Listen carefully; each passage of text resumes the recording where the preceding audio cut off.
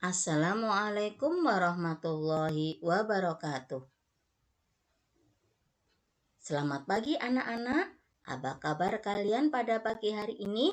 Anak-anakku, anak soleh-soleha kelas 1B dan kelas 1C. Mudah-mudahan Allah Subhanahu wa Ta'ala selalu melindungi kalian bersama keluarganya. Amin ya Robbal Alamin. Sebelum kita belajar, kita membaca doa terlebih dahulu. Bismillahirrahmanirrahim. Rabbi zidni ilma warzuqni fahma. Amin. Mudah-mudahan pembelajaran pada pagi hari ini dapat berjalan dengan lancar dan anak-anak dapat menyimak dan memperhatikan apa yang Ustazah sampaikan pada video pembelajaran hari ini. Kalau kalian sudah siap, maka kalian ambil buku modul tarikh dan buka halaman 39 sampai dengan 42. Anak-anak, kita masih belajar tentang kisah Nabi Musa alaihissalam. Pada hari ini kita memasuki pada bagian yang ketiga, yaitu keteladanan Nabi Musa alaihissalam. Adapun tujuan pembelajaran hari ini adalah diharapkan kalian dapat meneladani kisah Nabi Musa alaihissalam. Anak-anak soleh-soleha kelas 1B dan kelas 1C, perhatikan ya anak-anak ya. Pada bagian yang terdahulu dikisahkan bahwa Raja Fir'aun dan bala tentaranya itu tenggelam di tengah Lautan Merah. Dan bala tentara juga Raja Fir'aunnya meninggal dunia. Demikianlah balasan Allah terhadap orang-orang yang durhaka. Dalam video pembelajaran hari ini, kita akan melanjutkan. Banyak nilai-nilai teladan yang bisa kita tiru dari kisah Nabi Musa alaihissalam. Antara lain, yang pertama, berani membela kebenaran. Yang kedua, bertaubat setelah melakukan kesalahan. Dan yang ketiga, bekerja keras. Hari ini Ustazah akan menerangkan satu persatu. Anak-anak perhatikan ya penjelasan dari Ustazah. Yang pertama yaitu membela kebenaran. Berani membela kebenaran. Keberanian Nabi Musa itu ditunjukkan ketika ia dari Madian kembali ke Mesir. Nabi Musa ketika itu datang kepada Fir'aun dan mengajaknya untuk menyembah kepada Allah. Dengan lantang dan penuh keberanian, ia berdakwah kepada Raja Fir'aun yang terkenal sangat kejam itu anak-anak. Beliau tidak takut akan ancaman dan siksaan dari Fir'aun dan para tentaranya. Keberanian itu muncul di hati Nabi Musa alaihissalam sebab ia yakin bahwa apa yang disampaikannya adalah sebuah kebenaran yang datang dari Allah Subhanahu wa Ta'ala. Dalam kehidupan sehari-hari, kita sering menjumpai kemungkaran-kemungkaran yang terjadi. Kita sebagai orang yang melihat dituntut untuk membela yang benar, meskipun resiko yang harus kita terima sangat berat. Misalnya, jika melihat teman kita menyontek, maka kita harus berani menasehatinya meskipun resikonya adalah dibenci oleh teman tersebut.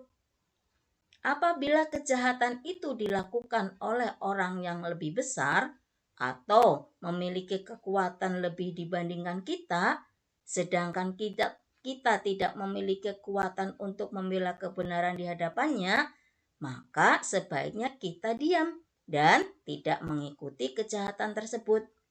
Apabila salah seorang dari kamu melihat kemungkaran, maka hendaklah merubahnya dengan tangannya.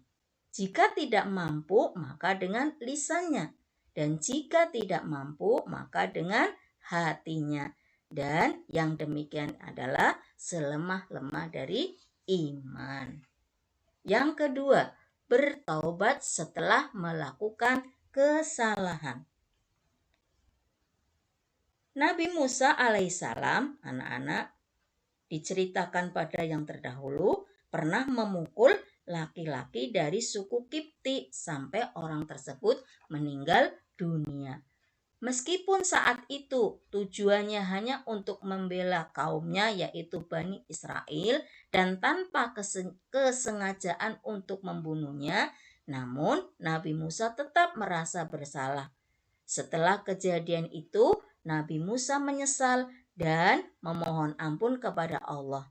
Ia menyadari bahwa yang ia telah melakukan adalah bujukan setan, sebagaimana telah difirmankan dalam Al-Quran surat Al-Qasas ayat 15, yang artinya ini adalah perbuatan setan. Sesungguhnya setan adalah musuh yang nyata.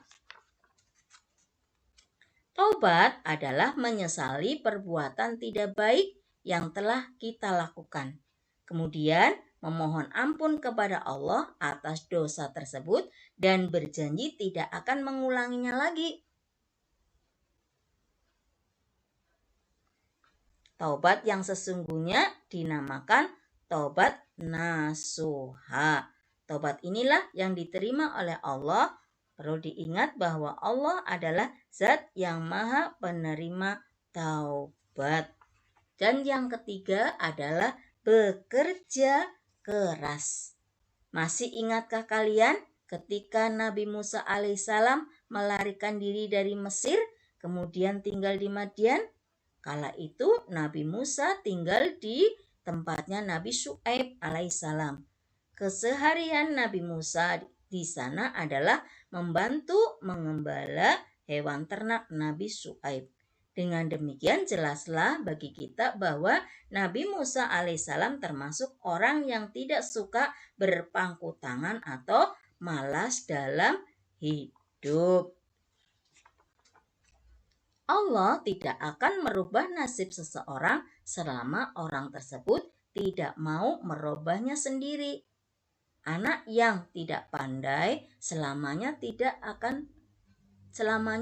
akan menjadi tidak pandai jika dia tidak berusaha untuk pintar dengan cara yaitu belajar. Orang yang miskin tidak akan menjadi kaya jika ia tidak mau bekerja keras. Maka dari itu, dalam kehidupan sehari-hari, kita harus selalu berusaha sekuat tenaga untuk memperoleh keberhasilan.